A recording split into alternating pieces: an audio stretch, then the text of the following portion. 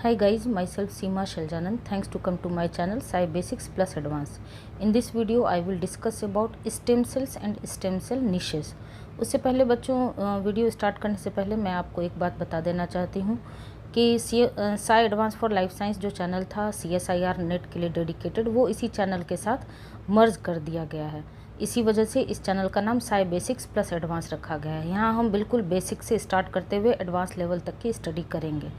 Basic in the sense बहुत से बच्चे BSc MSc में भी पढ़ रहे हैं, तो उनके लिए भी ये चैनल डेडिकेटेड रहेगा। और जो एडवांस लेवल का एग्जामिनेशन जैसे CSIR NET, GATE, DBT JRF और भी बहुत से एग्जामिनेशन है, PGT TGT, तो एडवांस लेवल का स्टडी भी हम करेंगे।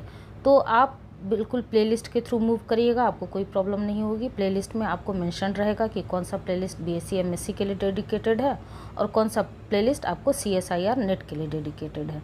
तो यहाँ हम थ्योरी भी गेन करेंगे और plus previous year questions, past 20 years के पेपर्स मीन्स 2001 से लेके अभी तक जो 2023 तक के क्वेश्चन हैं, वो सारे मैं आपको यहाँ पर अच्छे से विथ कॉन्सेप्ट्स अच्छे से गेन करवाऊँगी। ठीक है, तो अभी आपको पता चल जाएगा कि हमें किस तरह से आगे बढ़ना है। प्रीवियस ईयर क्वेश्चंस जैसे आप कहेंगे कि उतना पहले का मैम क्वेश्चन तो अब आते नहीं हैं, लेकिन हाँ, आपका जो बेस बिल्डअप करने के लिए वो क्वेश्चन बहुत ही हेल्पफुल होंगे।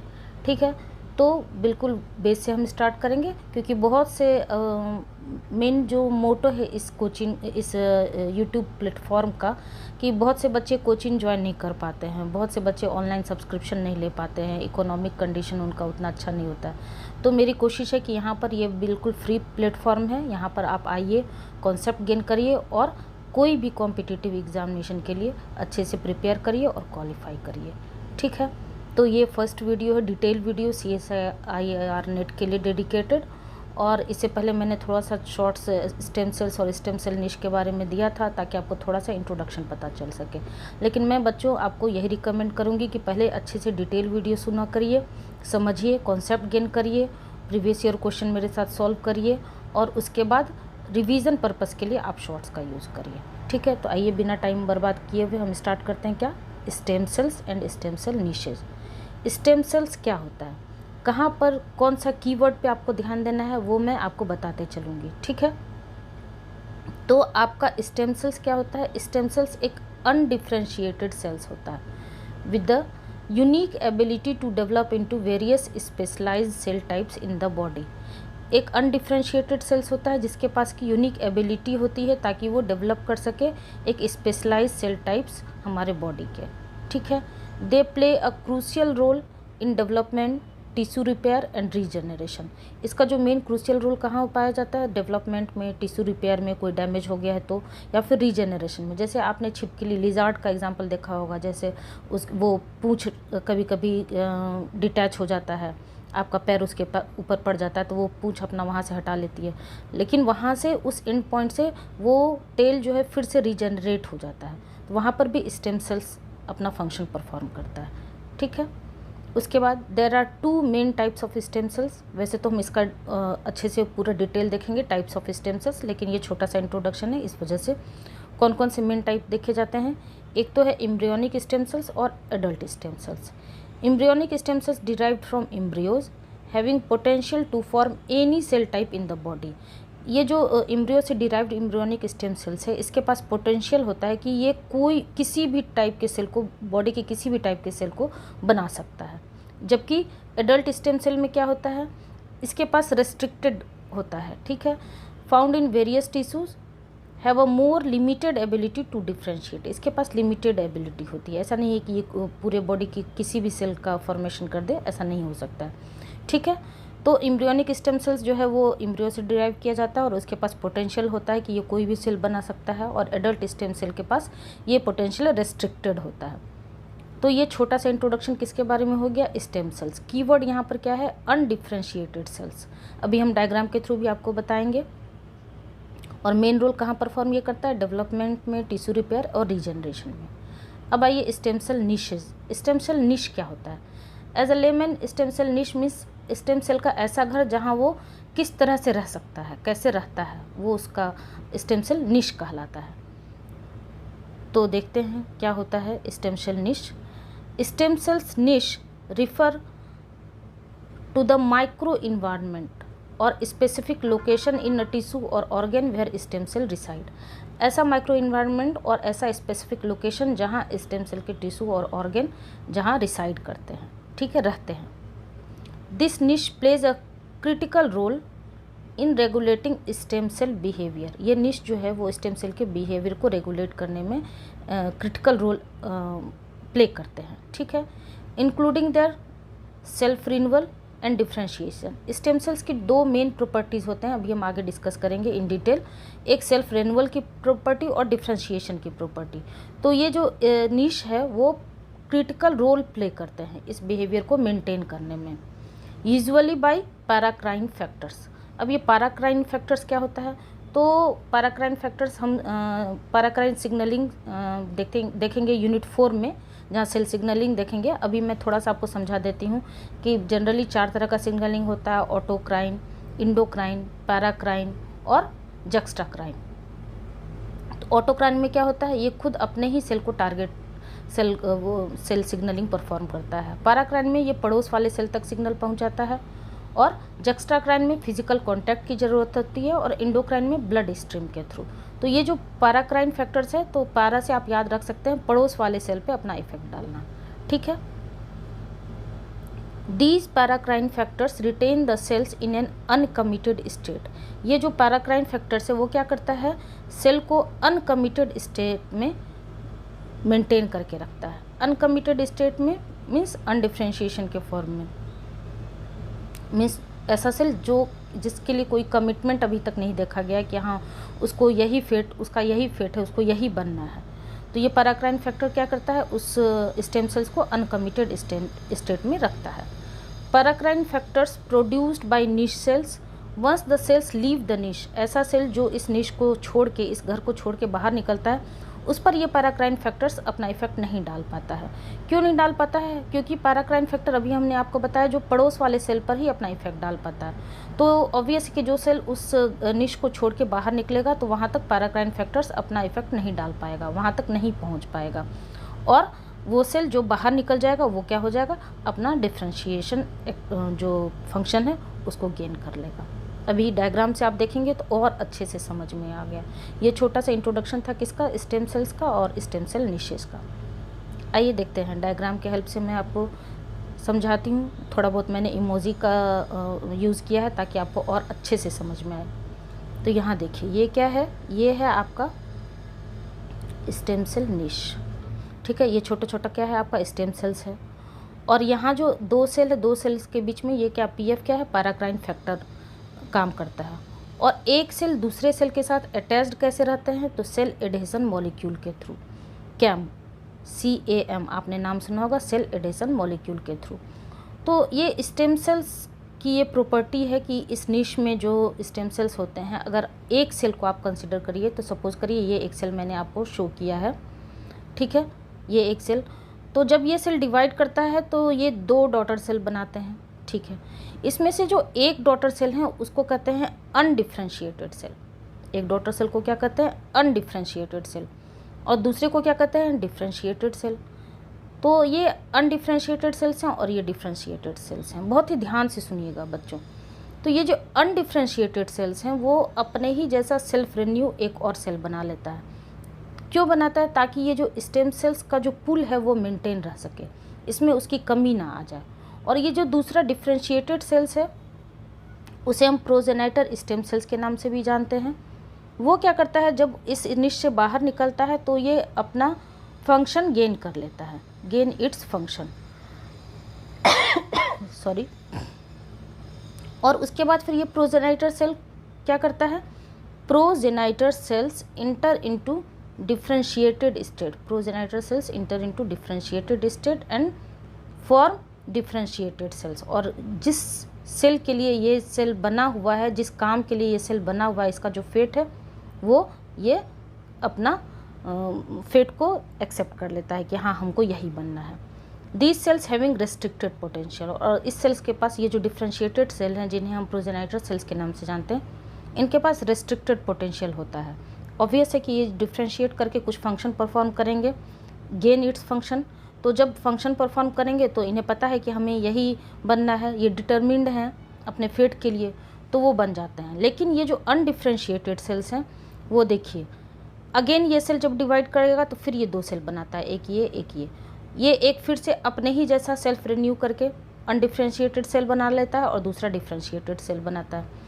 फिर से ये अनडिफ्रेंशिएटेड सेल जब डिवाइड करता है तो फिर से ये सेल्फ रिन्यू करके अपने ही जैसा एक सेल बना लेता है, और यहाँ आप इमोजी पे ध्यान दीजिएगा तो ध्यान अच्छे से समझ में आ जाएगा, और एक डिफ्रेंशिएटेड सेल बना लेता है। तो जो अनडिफ्रेंशिएटेड सेल्स होते हैं वो सेल्फ रिन्यू करके अपने आप को डेवलप करते हैं और फिर डिवाइड करते हैं, और ये जो डिफ्रेंशिएटेड सेल्स हैं वो क्या करते हैं, वो अपना फंक्शन गेन कर लेते हैं। अपना फंक्शन गेन करने के लिए मीन्स उनका फेट डिसाइड होता है कि हाँ आपको यही काम करना है, आपको यही बनना है।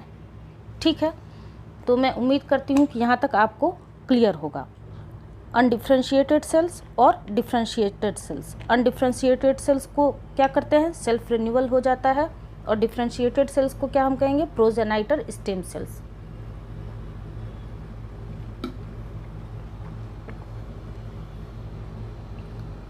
एक बार फिर से मैं रिवाइज करवा देती हूँ। स्टेम सेल्स निश क्या है, तो जहाँ स्टेम सेल्स रहते हैं, कैसे रहते हैं, तो वहाँ पर कौन कौन फैक्टर काम करता है, पैराक्राइन फैक्टर काम करते हैं 2 स्टेम सेल्स के बीच में, और यही पैराक्राइन फैक्टर्स क्या प्रोवाइड करते हैं, स्टेमनेस। मीन्स ये जो स्टेम सेल्स का पूल है उसको मेंटेन करने की प्रक्रिया को क्या कहते हैं, स्टेमनेस कहते हैं।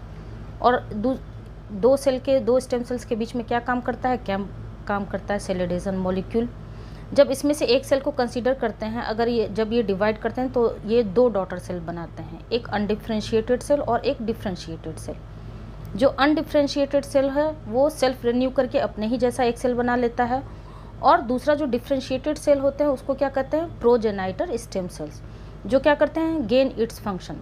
एग्जाम्पल की बात करें तो इस घर से जो बच्चे बाहर निकल गए, सपोज करिए 2 बच्चे हैं, एक माँ है, उनकी 2 बच्चियाँ हैं, एक बिल्कुल अपनी माँ की डुप्लीकेट कॉपी हो जाती है, बोलती नहीं मुझे ये घर छोड़ के नहीं जाना है, मैं आपके पास ही रहूँगी। दूसरी जो डिफ्रेंशिएटेड डॉटर है वो क्या करती है, वो बोलती है मुझे नीट क्वालिफाई करना है, इसलिए मुझे हॉस्टल जाना है, मुझे या तो नीट का प्रिपरेशन करना है, या फिर IIT का प्रिपरेशन करना है, या फिर CSIR नेट का प्रिपरेशन करना है। उसे जो भी करना है, उसे पता है कि हाँ हमें अपने फंक्शन परफॉर्म करना है, तो वो अपना गेन इट्स फंक्शन, वो अपना फंक्शन गेन कर लेता है। ठीक है, ठीक है बच्चों, तो इस तरह से अनडिफ्रेंशिएटेड सेल्स और डिफ्रेंशिएटेड सेल्स क्या होते हैं हम आपको समझा दिए हैं। अनडिफ्रेंशिएटेड सेल्स का जो कीवर्ड है वो है कि वो सेल्फ रिन्यूअल हो जाता है उस सेल का, और डिफ्रेंशिएटेड सेल्स क्या होते हैं, प्रोजेनाइटर स्टेम सेल्स होते हैं, जिन्हें अपना पता है कि हमें कौन सा फंक्शन परफॉर्म करना है, हमें डिफ्रेंशिएट करने के बाद क्या बनाना है। ये जो प्रोजेनाइटर सेल्स हैं ये enter into differentiated state and form differentiated cells. इन्हें अपना फेट पता होता है और वो डिफ्रेंशिएट करके उस फेट को गेन कर लेते हैं। These cells having restricted potential, ये मैंने आपको यहाँ देखिए 2010 दिसंबर का ये क्वेश्चन यहाँ से आया हुआ है, मैंने रेड से मेंशन कर दिया है। जहाँ जहाँ से जिस लाइन से जो क्वेश्चन आया है वहाँ मैं मेंशन कर दूँगी, और अभी मैं आपको प्रीवियस ईयर क्वेश्चंस भी दिखाऊंगी कि यहाँ किस तरह के क्वेश्चंस आए हैं, छोटे छोटे क्वेश्चंस। अब 2 मेजर प्रॉपर्टीज़ होते हैं किसके, स्टेम सेल्स के। 2 major properties of stem cells. ये क्वेश्चन भी कब आया है, 2001 में, 2001 के जून में। तो जैसा कि मैंने आपको बताया कि बिल्कुल बेसिक से हम एडवांस लेवल तक जाएंगे, तो ये छोटे छोटे 2 बेसिक क्वेश्चन हैं। अभी मैं आपको क्वेश्चन से भी रूबरू करवाऊंगी ताकि आपका बेस बिल्डअप हो जाए। बच्चों अगर नींव अच्छी होती है तो उस पर मकान अच्छे बनते हैं, ये तो आपको पता ही होगा। तो ये कौन कौन से प्रॉपर्टी होते हैं, यही जो 2 प्रॉपर्टी मैंने आपको बताया, एक सेल्फ रिन्यूअल की और एक डिफ्रेंशिएशन की। ये जो सेल्फ रिन्यूअल प्रॉपर्टी होता है इसे अनलिमिटेड सेल्फ रिन्यूअल प्रॉपर्टीज़ कहते हैं, और ये जो डिफ्रेंशिएशन की प्रॉपर्टी होती है ये मल्टीपोटेंट प्रोजेनाइटर सेल्स के नाम से जानते हैं। ठीक है, तो ये जो अनलिमिटेड सेल्फ रिन्यूअल प्रॉपर्टीज़ होती हैं वो क्या होती हैं, तो ability to divide and produce identical daughter cells. अभी मैंने आपको डायग्राम से दिखाया ना कि ये जो सेल्फ रिन्यूअल की प्रॉपर्टीज़ है, यहाँ से ये इनके पास एबिलिटी होती है कि ये डिवाइड कर सके और अपने जैसा आइडेंटिकल सेल। बताएं ना कि ये जो एक बेटी है वो अपने ही मम्मी की डुप्लीकेट कॉपी सेल्फ रिन्यू करके बन जाती है और दूसरा डिफ्रेंशिएटेड फॉर्म में चला जाता है। और इस प्रॉपर्टीज़ का मेन क्या पर्पस है, तो maintaining a continuous pool of undifferentiated stem cells, ये जो स्टेम सेल्स का पूल है इसको मेंटेन रखना। ठीक है, ये हो गया सेल्फ रिन्यूअल प्रॉपर्टीज़। डिफ्रेंशिएशन क्या होता है, इसी को हम प्रोजेनाइटर सेल्स के नाम से भी जानते हैं। Stem cells can differentiate into specialised cell types with distinct functions. जैसे कहीं कोई टिश्यू डैमेज हो गया, कहीं रीजनरेशन की ज़रूरत होती है, तो वहाँ पर ये सेल्स काम करते हैं, progenitor cells. This property is vital for their role in tissue repair, regeneration and development. जैसे मैंने आपको छिपकली का एग्जाम्पल अभी बताया, लिजार्ड का। तो ये 2 मेजर प्रॉपर्टीज़ हो गए किसके, स्टेम सेल्स के, self renewal and differentiation. Stem cell niche हमने देखा, छोटा सा इंट्रोडक्शन स्टेम सेल्स और स्टेम सेल निशेस के बारे में देखा। अब आइए देखिए, ये दोनों छोटे छोटे क्वेश्चन हैं, प्रीवियस ईयर क्वेश्चन से ही आपका बेस बिल्टअप होगा। ये देखिए, ये जून 2001 का क्वेश्चन है। 2 major properties of stem cells are unlimited self renewal and multipotent differentiation. अभी मैंने आपको दिखाया कि 2 मेन प्रॉपर्टीज़, वैसे तो बहुत से प्रॉपर्टीज़ होते हैं स्टेम सेल्स के, लेकिन ये 2 मेन प्रॉपर्टीज़ बहुत ही इंपॉर्टेंट होते हैं, एक तो सेल्फ रिन्यूअल की और एक डिफ्रेंशिएशन की। Limited passage and transformation, no. Unidirectional differentiation and commitment, no. Limited life span and senescence, no. तो इसका आंसर क्या हो जाएगा, 1। दूसरा क्वेश्चन देखिए, ये दिसंबर 2010 का है। इसमें क्या पूछ रहा है, इसमें पूछ रहा है which statement is true about progenitor cells. Progenitor cells means 2 cell आपने देखा, एक तो सेल्फ रिन्यूअल और दूसरा डिफ्रेंशिएटेड। तो जो डिफ्रेंशिएटेड सेल होते हैं उसी को क्या कहते हैं, प्रोजेनाइटर सेल्स, जो अपने स्टेम सेल के घर को छोड़ के निकल जाती है बाहर। तो they are same as stem cells, no. Same कौन होता है, जो सेल्फ रिन्यू करके अपने ही जैसा एक और सेल बनाता है, जिसमें सेल्फ रिन्यूअल की प्रॉपर्टीज़ होती है। They are totipotent cells. Totipotent means क्या होता है, टोटल टाइप ऑफ सेल बना सके, ऐसा नहीं होता है। अभी आपने देखा, यहाँ देखिए, ये वाला लाइन मैंने आपको मेंशन भी किया है, these cells having restricted potential. इसके पास रेस्ट्रिक्टेड पोटेंशियल होता है, किसके पास, जो प्रोजेनाइटर सेल होते हैं, जिन्हें हम डिफ्रेंशिएटेड सेल्स के नाम से जानते हैं। तीसरा देखिए, they can divide but do not remain undifferentiated. बिल्कुल सही, ये डिवाइड तो कर सकते हैं। कब तक डिवाइड करेगा, जब तक कि ये जो डिफरेंशियल प्रॉपर्टीज़ है उसको गेन ना कर ले, लेकिन ये अनडिफ्रेंशिएटेड नहीं होता, ये क्या होता है, डिफ्रेंशिएटेड होता है। तो यही आपका सही आंसर हो गया। ठीक है, दे कैन नॉट डिवाइड, नहीं, ये डिवाइड तो कर सकते हैं। ठीक है, तो ये छोटा छोटा क्वेश्चन था जून 2001 का और दिसंबर 2010 का। तो हम आपसे बिल्कुल ये बता चुके हैं पहले भी, और मैं आपसे प्रॉमिस करती हूँ कि मैं बिल्कुल बेसिक से आपको एडवांस लेवल तक लेके जाऊँगी। तो हम प्रीवियस 20 ईयर्स के पेपर्स देखेंगे टॉपिक वाइज, 1 बाय 1। तो इस तरह से बेस के पहले आप डेवलप करिए अपना, फिर उसके बाद एडवांस लेवल तक हम जाएंगे। और बिल्कुल बेस, इसी वजह से मैंने इस चैनल का नाम भी मर्ज कर दिया है, साई बेसिक्स प्लस एडवांस। और ये सारे PDF आपको Sai CSIR net life science के नाम से टेलीग्राम चैनल ओपन है, वहाँ मैं PDF शेयर कर दूँगी, आप वहाँ से PDF ले सकते हैं। ठीक है, लिंक भी मैं डाल दूँगी अभी डिस्क्रिप्शन में। तो बच्चों, इस तरह से अगर आपको मेरा ये पढ़ाने का तरीका, एक्सप्लेनेशन पसंद आता हो तो please like, share and subscribe जरूर कर दीजिएगा, और एक फीडबैक ज़रूर दिया कीजिए, और कुछ भी सजेशन देना हो तो कमेंट सेक्शन में ज़रूर बताइएगा। ठीक है, और आपको अगर कुछ और नीड हो तो वो भी बताइएगा। मिलते हैं नेक्स्ट वीडियो में, तब तक के लिए